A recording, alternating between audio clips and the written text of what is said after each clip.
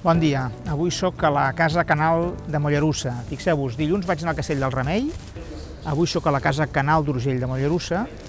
i això té un sentit, perquè ahir el Govern de Catalunya va aprovar el seu decret pel qual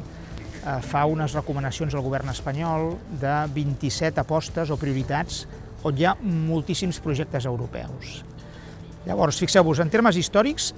l'impacte d'aquests fons europeus, si arriben on han d'anar, i si el govern espanyol els reparteix d'acord amb els criteris que marca Europa, i per tant Catalunya en rep una part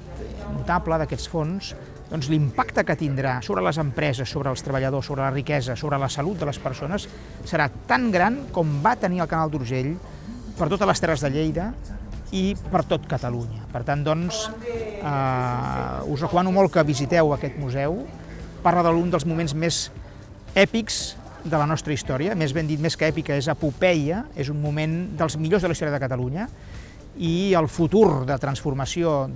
digital del reg i de l'agricultura doncs encara poden originar un creixement econòmic més gran de la prosperitat futura.